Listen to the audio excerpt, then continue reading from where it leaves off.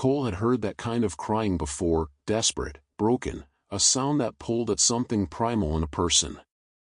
But tonight, something was wrong. The cries weren't getting closer or farther, they were just there, hanging in the freezing air. Shadow, his black canine partner, didn't even glance toward them. Instead, he stared at a patch of darkness between the trees, unmoving, his ears flattened and his breath slow. Cole felt the back of his neck prickle. If the dog wouldn't go toward the sound, it wasn't a rescue. It was a warning. The night had settled into that kind of cold where sound traveled strangely. Every footstep seemed too loud, every breath a muffled burst in the still air. Cole adjusted his scarf, the rough wool scratching his skin, and glanced down at Shadow. The canine's ears were up, his breath slow and steady, eyes sweeping the tree line ahead. They were a mile from the last farmhouse, following the snowpack trail that ran parallel to the frozen creek. The mission had been simple: sweep the area for signs of the missing 8-year-old who hadn't come home before dark. The search parties had been called back for the night due to the dropping temperature, but Cole and Shadow had stayed on. It wasn't unusual for them to be the last ones out. Shadow's nose had led to more recoveries than Cole could count. That was when he heard it. At first, Cole thought it was the wind whistling through the skeletal branches. But no, the tone was wrong. The rise and fall of it was too uneven, too human. A child crying. He stopped walking. Shadow stopped too, but instead of lifting his head toward the sound like he usually did, the dog's gaze slid off to the right, toward a dense patch of darkness between two old pines. His body language shifted, not tense in preparation to chase, but heavy, rooted. Cole listened. The cry came again, high and trembling, as if the child's voice had been worn thin. It was close enough that they should have been able to pinpoint it. But no matter how long he waited, the distance didn't change. It was suspended in the cold air like a recording on repeat. Shadow, Cole whispered, nodding in the direction of the sound. The dog didn't move. His eyes stayed fixed on the gap in the trees. His ears flattened, his tail stiff. Cole had been with Shadow long enough to know what that meant. The dog wasn't ignoring the sound. He was refusing to acknowledge it. The cry came again, sharper this time, almost urgent. Cole's instincts told him to push toward it, to search the brush, to do his job. But his gut twisted in a way he couldn't ignore. He crouched, placing a gloved hand on Shadow's side. The dog's muscles were tight, vibrating faintly under the touch. "What is it, boy?" Shadow's gaze never left the darkness. Cole slowly turned to follow his line of sight. The patch between the trees was darker than the rest of the forest, as if the moonlight refused to touch it. The snow inside that gap looked untouched, smooth and unbroken. Then the crying stopped. The silence that followed wasn't natural. It wasn't just the absence of sound, it was as if the air itself had thickened, muting the world. Cole felt it press against his ears, the kind of pressure you got before a storm hit. A low hum began to build, faint, almost imperceptible, but enough to make Shadow's hackles rise. The sound wasn't coming from the direction of the cry. It was coming from inside that dark patch of trees. Cole's training told him to call it in, to wait for backup, to mark the coordinates and get out. But his feet wouldn't move. He felt as if stepping back would draw whatever was in there closer. Shadow shifted his weight, still silent, still staring. Cole finally broke the stalemate, stepping sideways to position himself between the dog and the trees. His rifle came up, the cold metal biting into his gloves. "If you see it, you move," he muttered.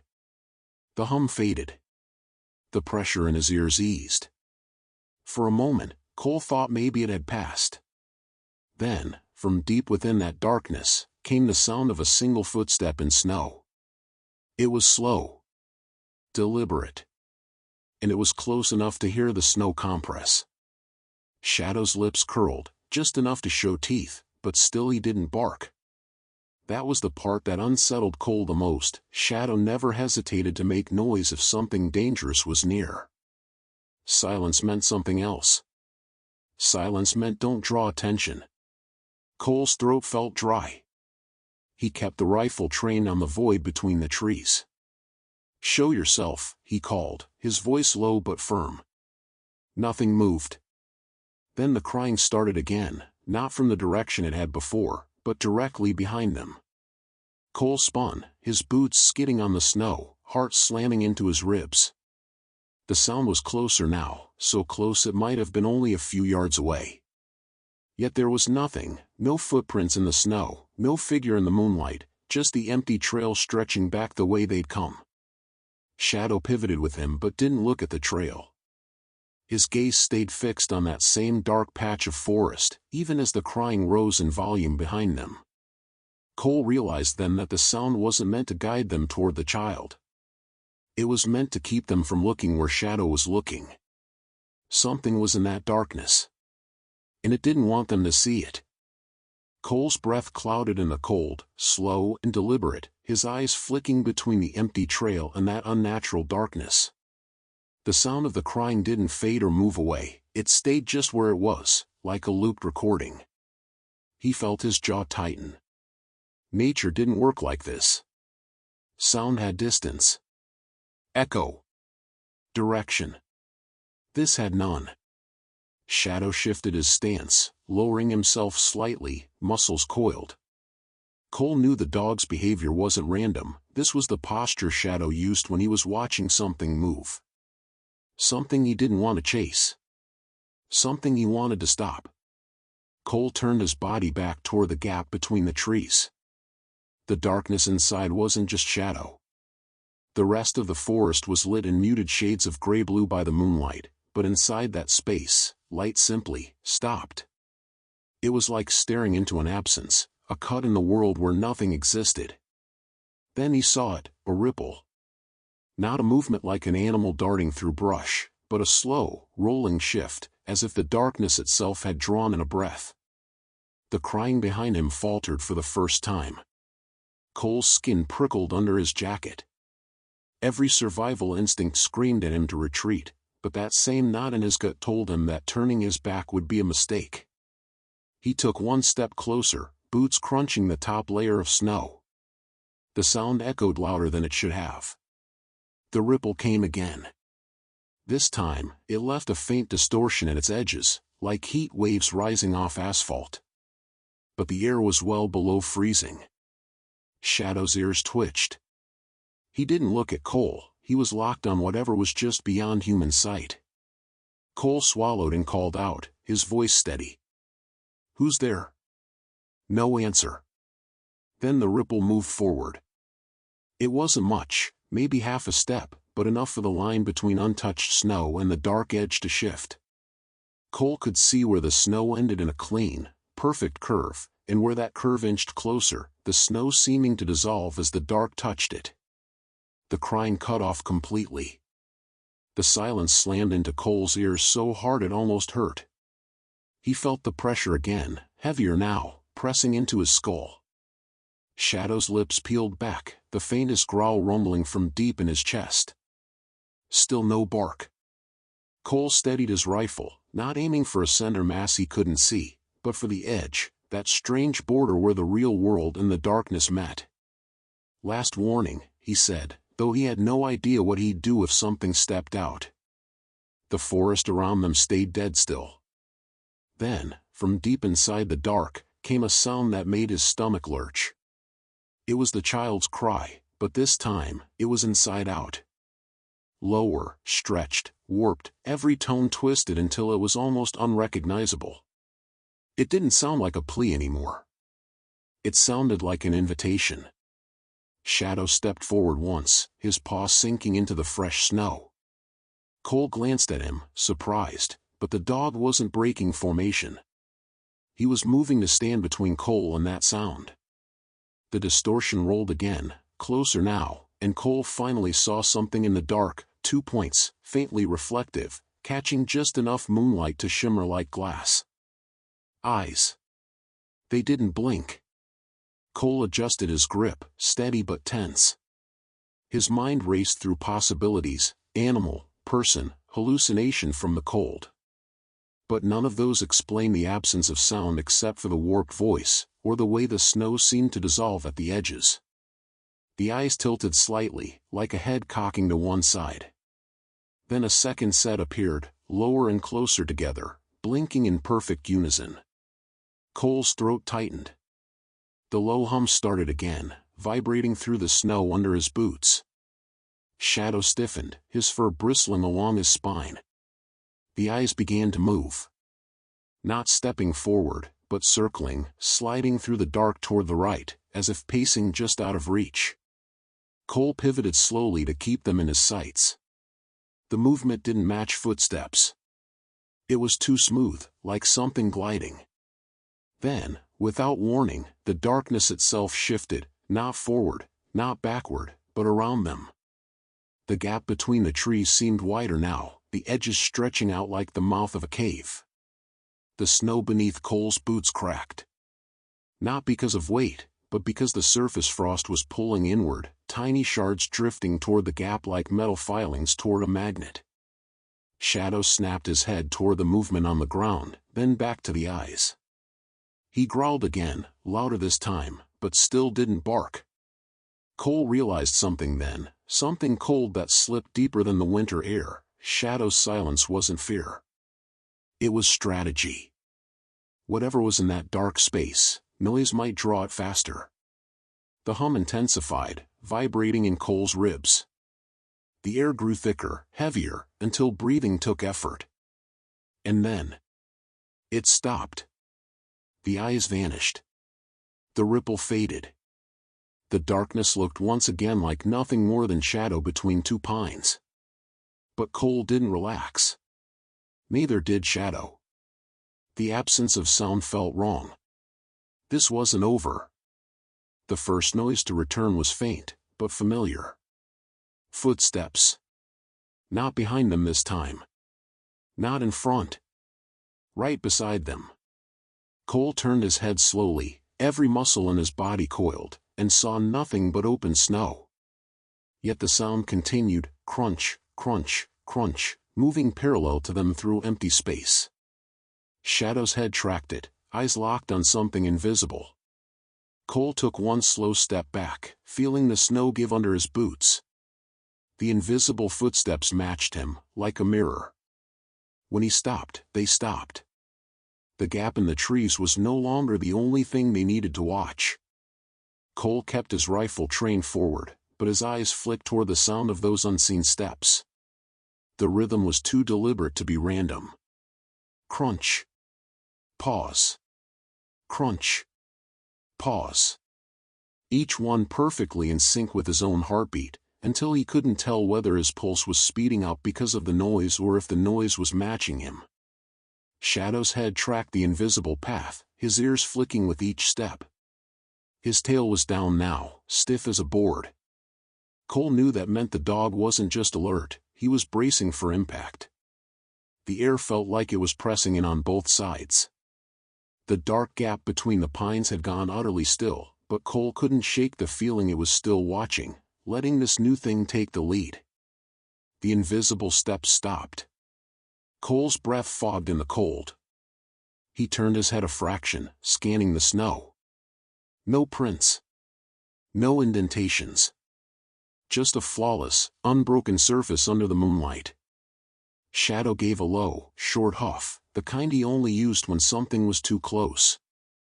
Cole adjusted his stance, shifting his weight so he could pivot in any direction. The stillness was worse than the sound. It meant the thing had decided its next move. A faint crunch came from directly ahead, not in the gap, but just to the left of it. Then another crunch to his right, exactly the same distance away. Cole's stomach sank. There wasn't one. There were three. The cries came back, but now they were overlapping, the same child's voice layered over itself with slight delays, like echoes in the wrong direction. One came from the left. Another from the right. A third from far behind them. Shadow's eyes darted between the sources, but his paws didn't move. He stayed exactly where he was, as if moving would give something permission to close the gap. Cole's mind raced. If they were surrounded, there was no safe retreat. The only way out would be to break through one of the 3 lines. But choosing wrong could mean walking straight into whatever had been staring at them from the trees. A sharp crack split the air, ice breaking somewhere nearby. The sound came from directly behind them. Cole spun, rifle up, and his breath caught. There, about 30 feet back, was a figure. It was small, hunched, its shape barely visible against the snow. It looked like a child, but its head was angled too far forward, chin nearly touching its chest. The hair hung in stiff, frozen strands. Its arms dangled at its sides, unmoving. "Hey!" Cole called, his voice sharper than he meant. "Are you hurt?" The figure didn't respond. Shadow's growl deepened, a low rolling sound in his chest. He wasn't looking at the figure, he was still staring into the gap between the trees. The figure lifted its head slowly. The face was pale, too pale, like the color had been drained from it. The eyes were dark, reflective. And when the mouth opened, the cry came again, but the lips didn't move. Cole felt a cold deeper than the air settle into his bones. He took one step back, and the figure mirrored it exactly. Another step, mirrored again. Then, from the corner of his eye, Cole saw movement in the snow. 2 sets of depressions were appearing, one on each side of them, moving forward as if invisible feet were pressing down into the drifts. The circle was closing. Cole's mind snapped into action. If the thing in the gap was still the one in control, then maybe the only way out was to break its focus. He reached into his jacket pocket with his free hand, pulling out a flare. With a flick, he cracked it, the red light flaring to life and painting the snow in bloody tones. The childlike figure flinched, not much, but enough. The invisible steps on either side hesitated. Shadow barked once, sharp and explosive, the sound shattering the unnatural rhythm of the air. Then he lunged forward, dragging Cole's focus back to the gap. The darkness inside was moving again, but not toward them, upward. Like smoke, it began to rise into the bare branches, curling around them like fingers. Cole felt the flare's heat in his glove. "Move," he barked at Shadow, breaking left toward the only space where the snow still looked undisturbed. They ran. The crunch of their boots was joined by other sounds, softer, faster, too many to count. Something was chasing them, but the snow wasn't deep enough to slow it down. Cole risked a glance back. The figure was gone. The gap in the trees was just shadow now. But the snow behind them was erupting in small bursts, as if dozens of hands were pressing up from underneath. The red light from the flare cast their shadows long and jagged, stretching ahead of them. Shadow veered suddenly, yanking Cole toward a narrow slope. They slid down, half running, half falling, until the sound of pursuit began to fade. They came to rest against a fallen log, breath steaming in the cold. For a moment, there was only silence again. Cole's hands shook, but not from the cold.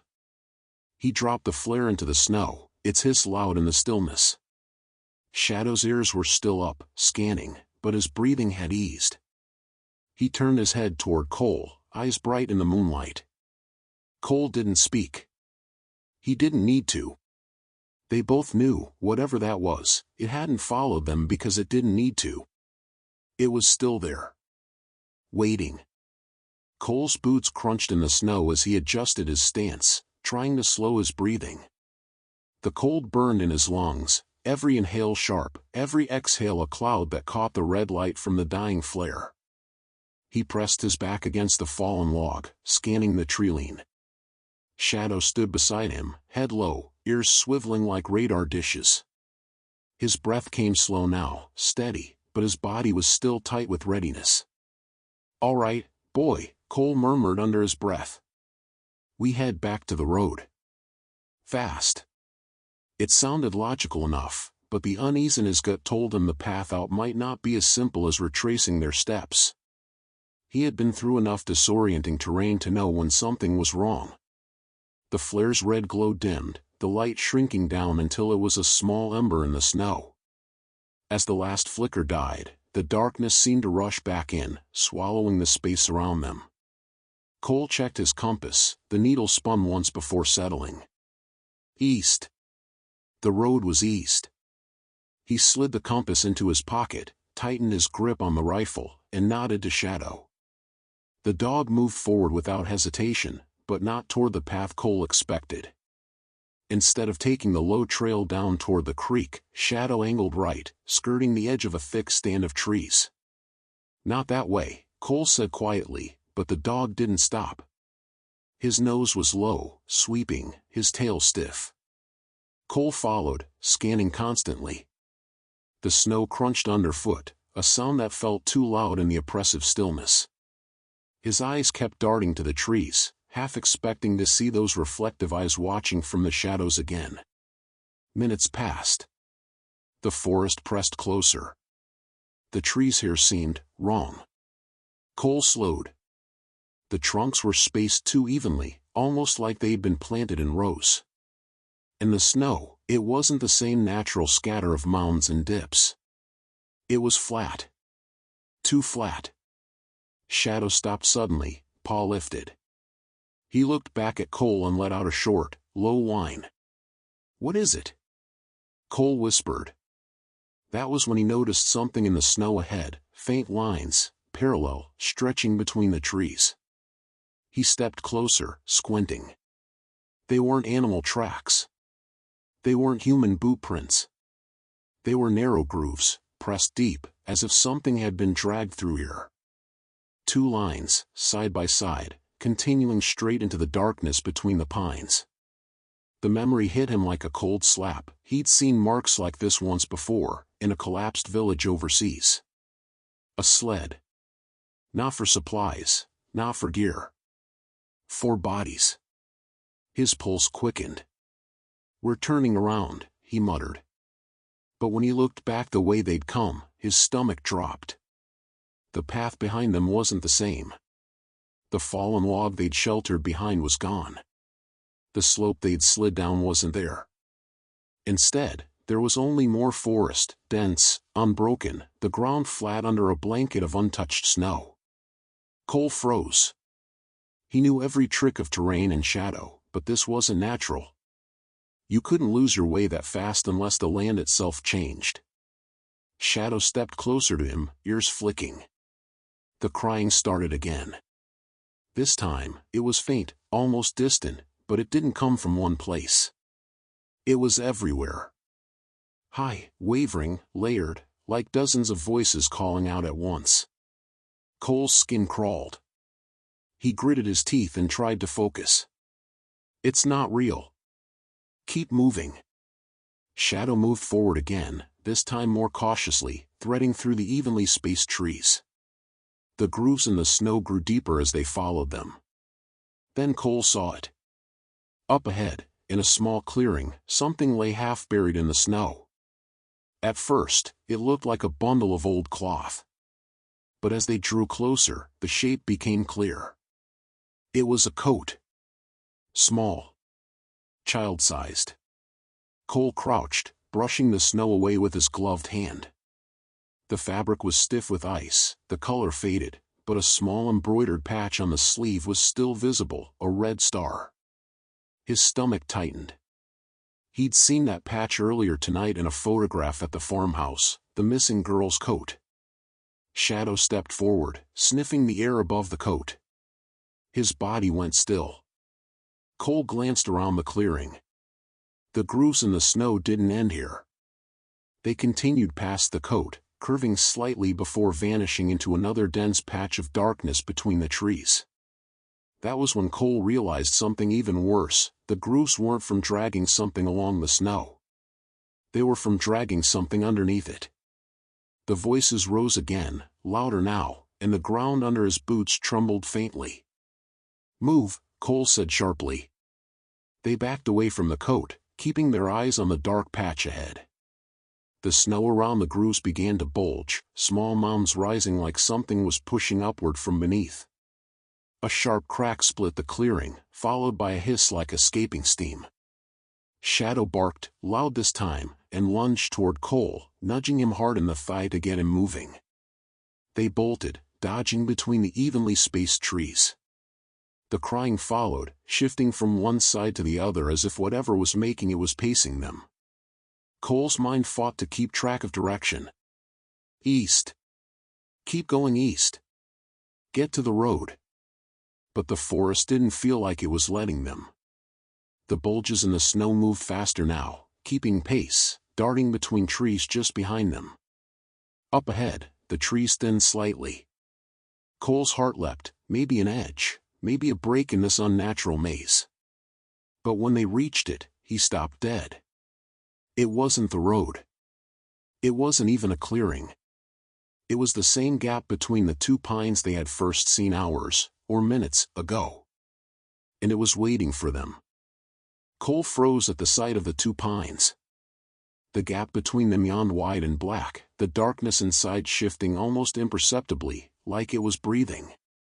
The air felt heavier here, charged with the same pressure he'd felt before, the kind that made his teeth ache and the tiny hairs on his arms stand on end under his jacket.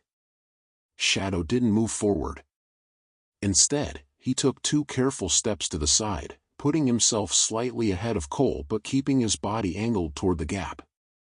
His head was low, eyes locked, his chest rising and falling with slow, deliberate breaths.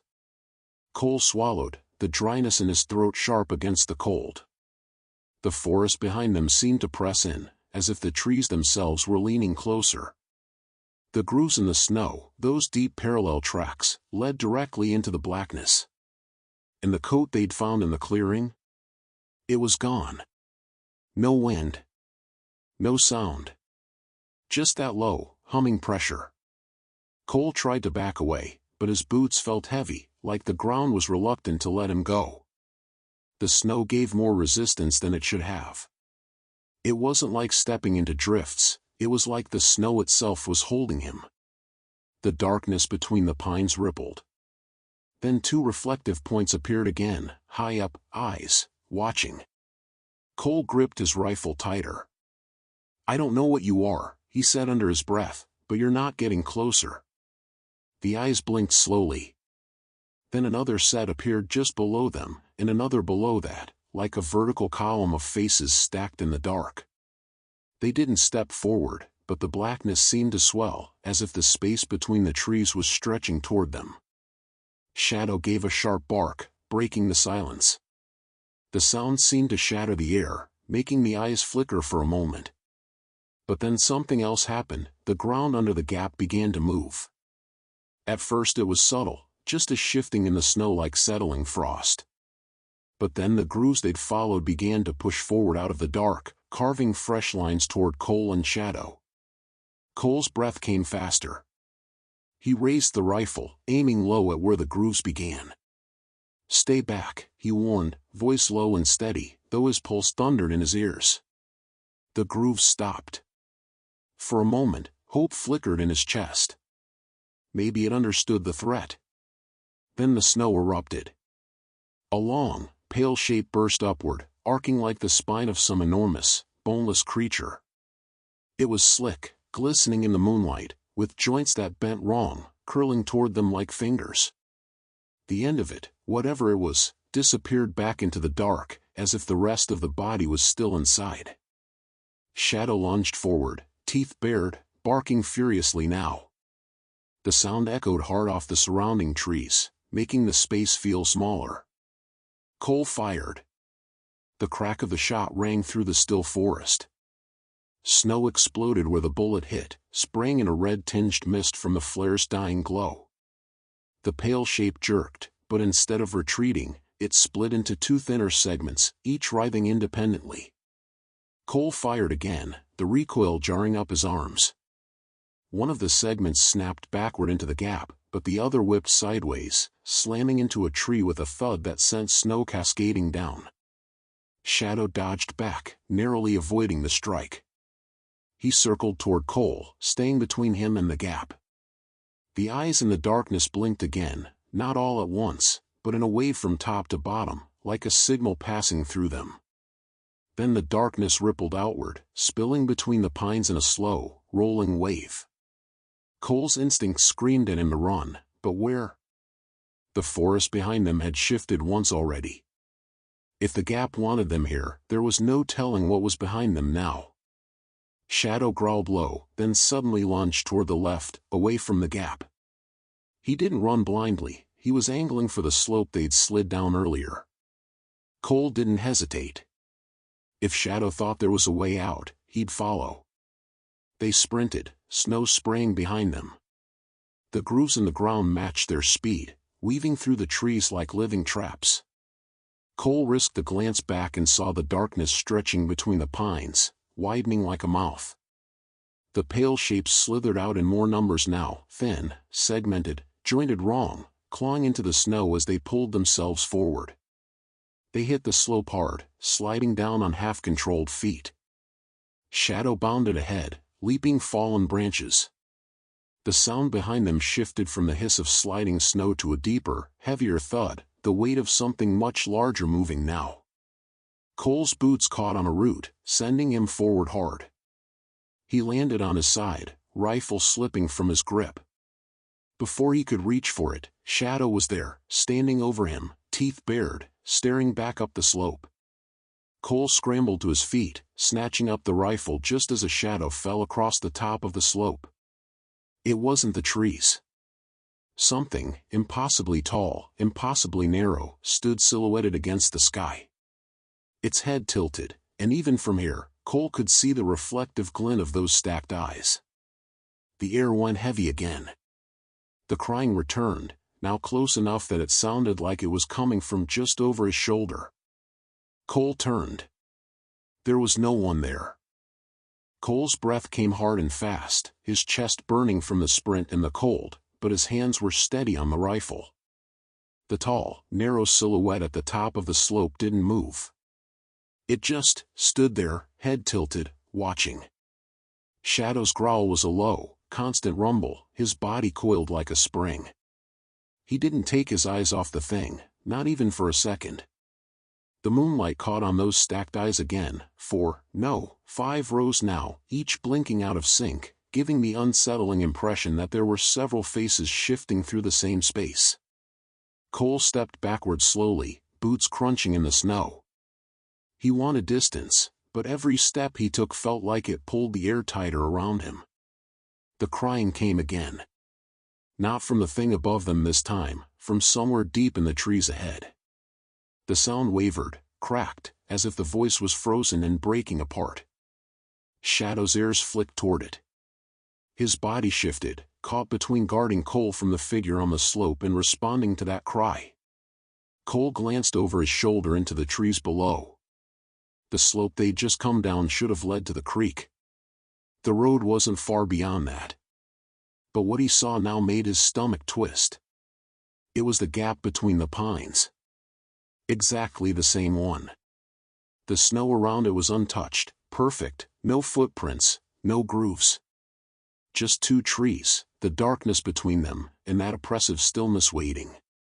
Cole turned back toward the top of the slope. The tall figure was gone. His pulse hammered harder. He hadn't heard it move. Shadow took a step forward toward the trees ahead, the ones framing that impossible gap. Cole reached out and caught his harness. No. Not there, he hissed. The dog resisted for a moment, his muscles tense, but he stayed at Cole's side. Cole turned to the right, moving parallel to the slope. If the forest was playing tricks, he'd have to break the pattern. No straight lines, no going where it wanted. He chose a random direction, zigzagging between the trees, forcing Shadow to follow close. The snow underfoot crunched with each step, but Cole started noticing something strange. His footprints didn't stay. When he glanced back, the tracks were gone within seconds, snow settling smooth and unbroken as if they'd never been there. A flicker of movement caught his eye. To his left, through the trees, he saw a small figure moving between the trunks. It was quick, darting, always just far enough to blur at the edge of vision. Every time he turned his head fully toward it, it stopped, standing perfectly still. Shadow saw it too. His head tracked it silently, but he didn't bark. The crying started again, this time from his right. Cole turned sharply, but there was nothing, just trees and snow. The sound stopped the instant he looked that way. Something in his gut told him that every time he looked, it moved. Every time he ignored it, it got closer. He tightened his grip on the rifle. "We're not playing that game," he muttered, more to himself than to Shadow. They pushed forward, weaving between trees, the cold air biting at their faces. The forest felt denser now, branches hanging lower, as if bending to block their path. Cole kept forcing his way through, breaking smaller limbs when he had to, his breath loud in the silence. Then he saw it. Up ahead, just beyond a cluster of leaning pines, was a faint red glow.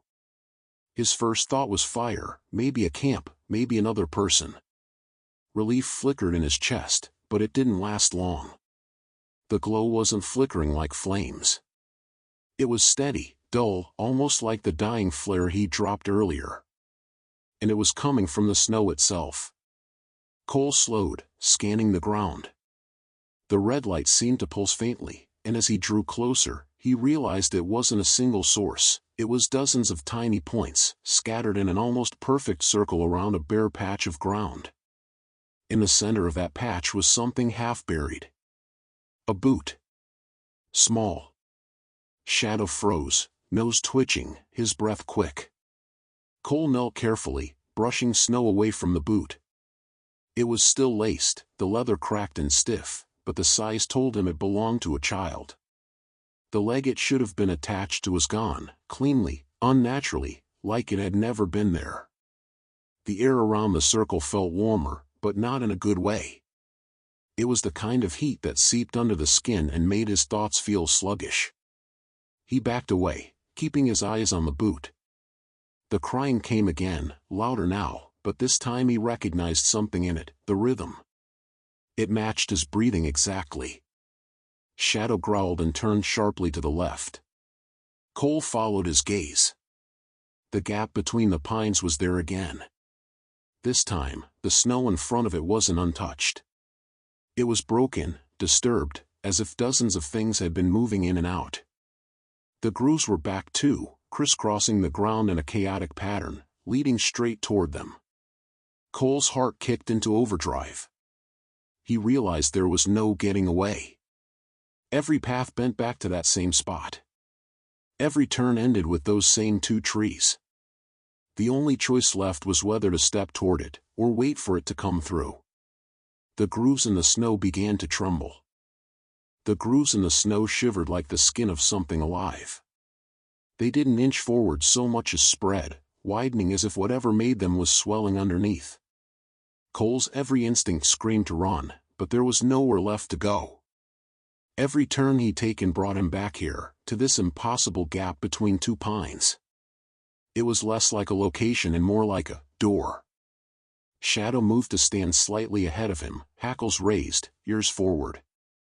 He wasn't trembling, he was steady, every muscle locked. The dog had been in firefights, collapsing buildings, freezing rivers. Nothing had rattled him like this.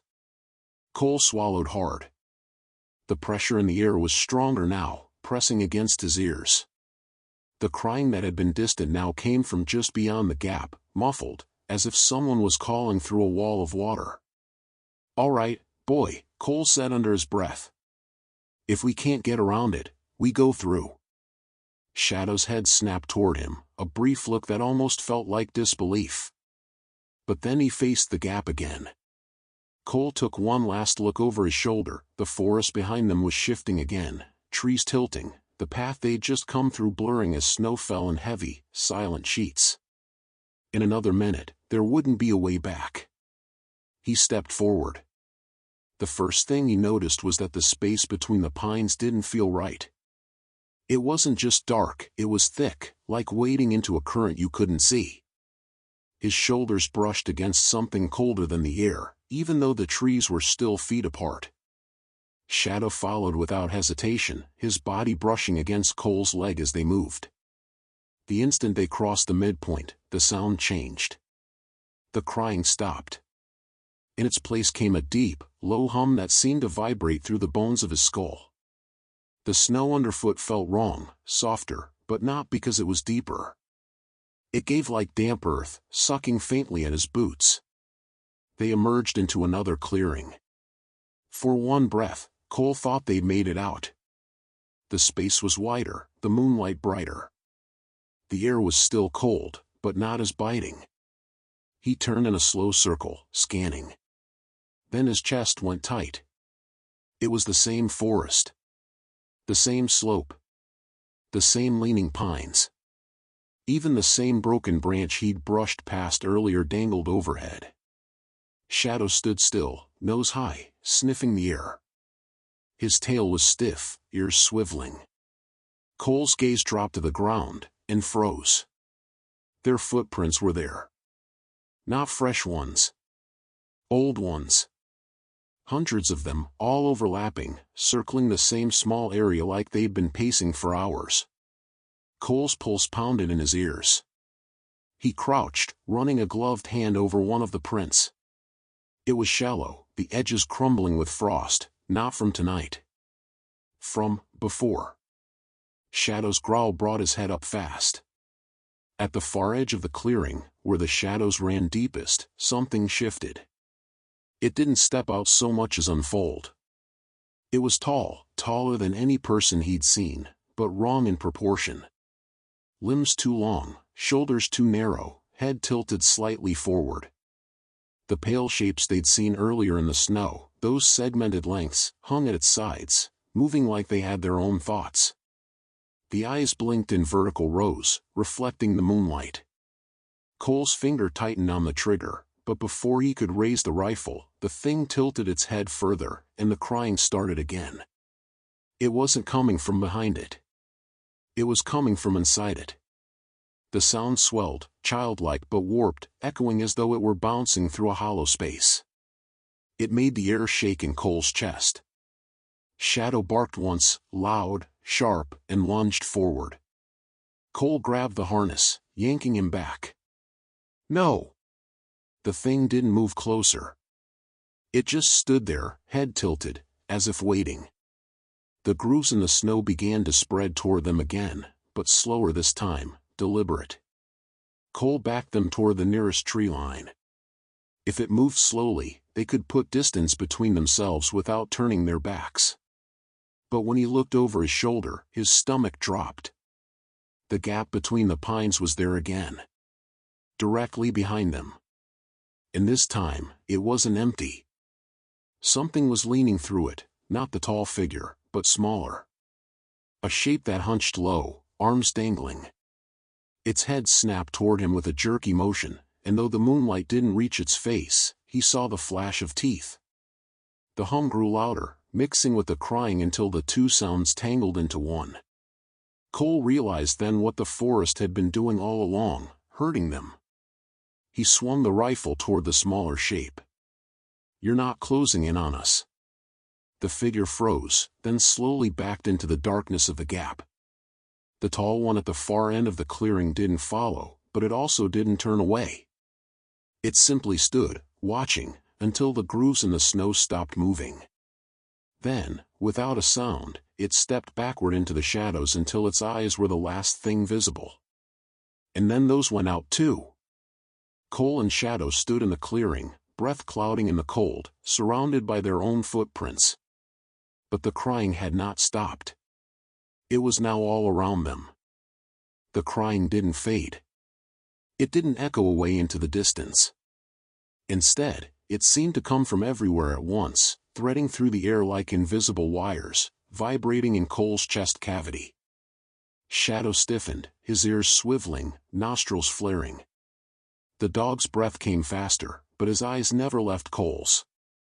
It wasn't fear, it was a question. Cole scanned the clearing again. The gap between the pines behind them stayed still, black and empty. The far edge, where the tall thing had vanished, was motionless too. But the sound was moving. Not like footsteps, not like any physical presence he could track, it was moving through him. Each wail brushed past his ribs, tugging, making his balance shift without him realizing. It felt like the way an undertow catches you in shallow water, not enough to knock you down at first, but enough to make you step just slightly in the direction it wants. Shadow took a half step forward.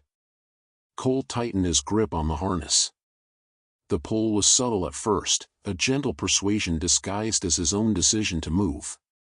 But the longer he stood still, the heavier it became, like someone had tied a rope around his chest and was winding it in slowly. He shook his head, muttering under his breath. "Not playing your game." That's when the ground shifted. It didn't sink or crumble, it tilted. Just enough to make the pull feel stronger, like gravity itself was leaning toward one side of the clearing.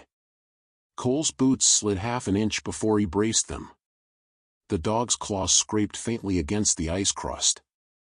The crying intensified. It wasn't louder exactly, but it was sharper, hitting notes that made his teeth hurt. The pattern was clearer now, not random sobs, but short, rhythmic gasps, like someone hyperventilating through tears. Cole realized he recognized the pattern. It matched the spacing of his own heartbeat. The pull increased again, enough that Shadow had to crouch slightly to keep his footing. Cole's legs wanted to move on their own, muscles twitching in sync with that rhythm. He dug his boots into the snow, forcing himself to stay put. "No," he whispered, voice strained. "You don't get to decide where I go." The forest disagreed. From the gap behind him came a faint hiss, the sound of snow being disturbed. Not the crunch of footsteps, but the gliding sweep of something sliding just under the surface. He turned slowly, careful not to shift his weight too much. The snow at the base of the gap was rising in two narrow lines, parallel and perfectly straight. The grooves. They didn't rush forward this time. They inched. They were patient. Shadow barked once, the sound harsh in the stillness, then growled, teeth bared. Cole felt the pull again, stronger now, and this time it wasn't toward the gap, it was toward the opposite side of the clearing, toward where the tall thing had been. His gut told him exactly what that meant. Two pulls. Two directions. Two exits. Both alive. The grooves in the snow began to split and fork, making chaotic patterns like a web. The ground under his boots trembled faintly. Cole realized that if the forest could tilt once, it could tilt again, hard enough to send them sliding exactly where it wanted. Shadow's growl deepened, his head whipping between the two directions. He didn't like either. Cole took a deep breath, forcing himself to think past the sound. He scanned the treeline, looking for something, anything, that wasn't part of the loop. And then he saw it. A tree, maybe 30 yards away, with bark stripped in 3 long, clean lines. Not torn like from wind damage or claw marks, but peeled, as if by careful hands. It wasn't much, but it was different. The pull in his chest resisted as he angled toward it. His legs felt like they were moving through water, every step heavier than it should be. The grooves in the snow adjusted course, converging on his path. He kept going. The crying shifted pitch again, the sobs now sounding more like laughter with the edges blurred, not happy laughter, but something that enjoyed watching him struggle. The tree was closer now. The stripped bark revealed a smooth, pale surface underneath, oddly warm-looking in the moonlight. Shadow reached it first, sniffing at the base. He hesitated, then began to dig. The pull hit harder, nearly buckling Cole's knees. It didn't want them near that tree. Cole dropped to one knee beside Shadow, scooping snow with his free hand. Just under the surface, his fingers hit something solid and flat. He brushed more away until a sliver of wood emerged, not tree wood, but plank wood. Buried under the roots was a piece of a wall. Shadow pawed harder, revealing more, enough to show a seam where 2 boards met. It was a door. The pull surged again, this time not toward either exit, but straight upward, making his vision blur. Cole grabbed the edge of the buried door, prying at it with his glove. It didn't move. The grooves in the snow were almost on them now. Shadow lunged forward, teeth clamping onto a root growing over the door, pulling hard. The root snapped, and with it, the door shifted just enough for Cole to get his fingers underneath. He yanked. The door opened into blackness.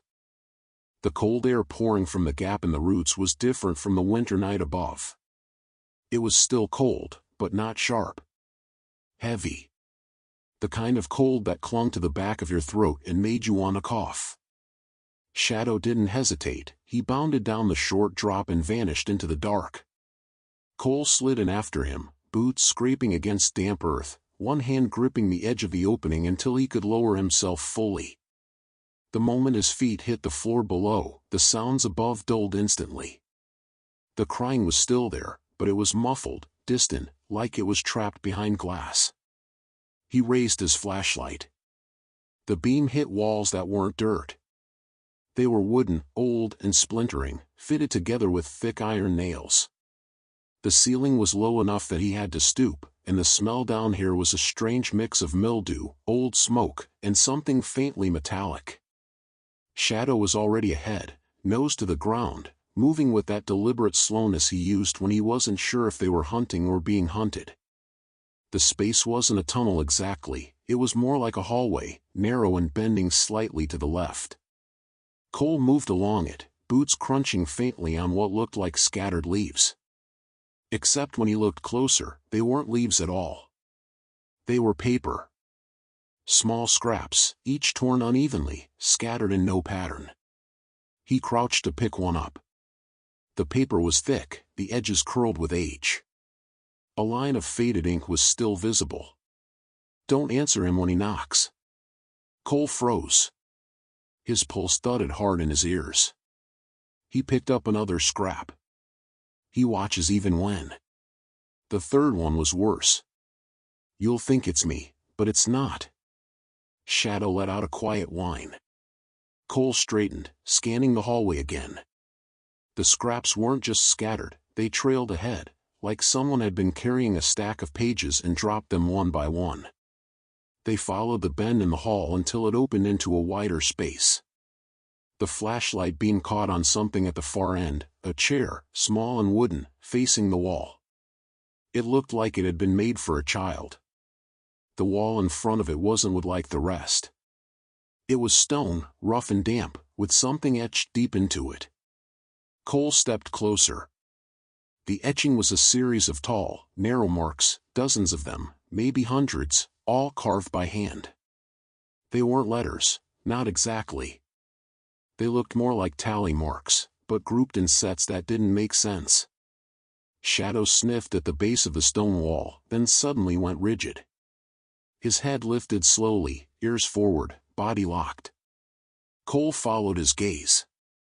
There was something in the corner.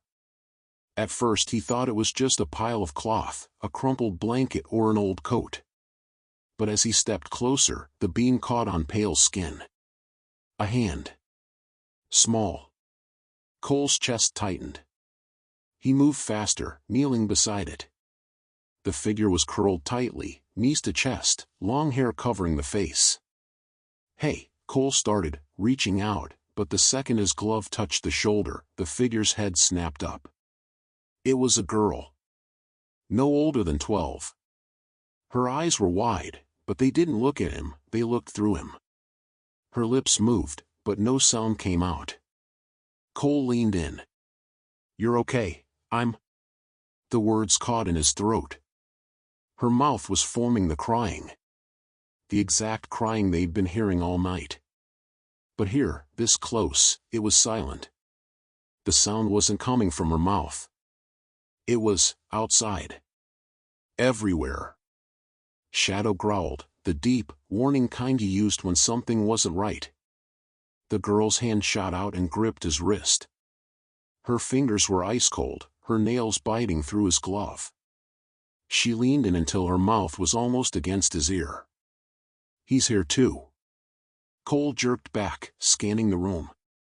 "Who?" The hallway they'd come from was gone. Where it had been was now just more stone wall, the same rough texture as the one covered in marks. The girl stood in one fluid motion. Her expression didn't change. She pointed to the far side of the room, where a narrow doorway now stood open.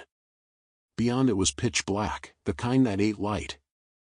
Shadow's tail was low, his eyes locked on that doorway. His ears twitched as if he could hear something in there that Cole couldn't. The girl's voice finally came, quiet and flat. "If you stay here, he'll come through the wall. If you go in there, you might not come back." Cole looked from her to the dog, then back to the doorway. His heart was pounding, but the choice felt less like a decision and more like inevitability. Because even without stepping closer, he could feel it, that pull again. Only this time, it wasn't guiding him toward danger. It was daring him to try. The darkness beyond the doorway didn't just look black, it moved. Not in a way the eye could track, but in a way the mind felt. The edges wavered like heat shimmer, swallowing the faint beam of Cole's flashlight before it could reach more than a foot inside. Shadow whined low, a sound so rare Cole couldn't remember the last time he'd heard it. The dog's paws shuffled on the damp floor, muscles taut like a coiled spring. The girl didn't move. She kept her gaze locked on Cole, as if silently daring him to choose. Cole's breath fogged in the cold air. The pull was there again, wrapping around him like a hook under the ribs, urging him forward. Every instinct screamed don't, but he had been in enough impossible situations to know that staying still was worse. "Stay with her," he whispered to Shadow. The dog didn't obey. He stepped right at Cole's side, shoulder brushing his thigh, eyes fixed on the doorway. Cole gave one short nod. "All right then. Together." He stepped through. The instant his boot crossed the threshold, the world shifted. The cold was gone, replaced by a heavy, stifling warmth that clung to his skin. The floor felt soft, spongy, and the air had that faint metallic tang that made his stomach tighten. He turned, expecting to see the room they'd left, but there was only more black. The doorway was gone. Shadow's body pressed against his leg, the faint vibration of a growl rumbling through the dog's chest. Cole took a slow step forward. The ground gave under his weight, not like dirt but like stretched fabric. His flashlight flickered once, twice, then steadied, but the beam revealed nothing except more darkness, a wall of it that seemed to bend away as he approached. Then he heard it. Not crying this time. Breathing. Slow, deliberate, impossibly deep. It came from everywhere, but each inhale seemed to press against the air in front of him, like something enormous was leaning closer. Shadow's ears flattened, teeth bared. Cole raised the rifle. "Show yourself." The darkness shifted. At first it was subtle, a ripple running through it, but then it began to peel back, not like curtains opening, but like skin being drawn aside. Behind it wasn't light. It was something worse. Rows of eyes, set into a surface too large to comprehend, blinked open one by one. Each reflected a faint, unnatural gleam, like wet stone in moonlight. The breathing stopped. The silence was worse. A voice slid into his head without passing through his ears. It was low, slow, and shaped like a whisper stretched too thin. "You follow the sound." Cole's grip tightened. He didn't answer. "They all follow," the voice said. "Some run. Some hide. You." It paused. "You brought the dog." Cole felt Shadow press harder against him, his growl deepening. The voice almost sounded amused. "He knows the way out. But he won't leave you." Cole forced his words out steady. "Where's the girl?" The rows of eyes shifted, focusing on him in perfect unison. "She's where she's always been." Before Cole could demand more, the ground dropped. Not a collapse, a pull, straight down, like the world had been yanked out from under him. He fell with no sense of wind or movement, only the sickening weightless drop in his gut. Shadow's bark echoed once in the nothingness. Then, impact. He was standing. Snow under his boots. Moonlight overhead. He spun around. The forest clearing stretched out before him, exactly as it had been. The gap between the pines was gone. The grooves in the snow were gone. Shadow stood beside him, shaking once as if to clear frost from his coat. There was no sign of the buried door. No stripped tree. No footprints. Cole's chest heaved. What the hell? Shadow's head whipped to the right. Cole followed his gaze. At the far edge of the clearing stood the girl. Exactly as she'd been in the corner of the underground room, knees to chest, hair falling over her face. Only this time, she was outside, in the snow, her pale feet bare against the ice. Cole took a step forward. "Hey!" She raised her head slowly. Her lips moved. No sound. Shadow whined softly. Cole's stomach turned cold. The words she mouthed were clear. "Don't come back." A wind rose suddenly, whipping snow into the air, blinding him. He raised an arm to shield his eyes. When it settled, the girl was gone. Shadow stood stiff beside him, eyes locked on the empty space she'd been. Somewhere deep in the forest, faint but unmistakable, the crying began again.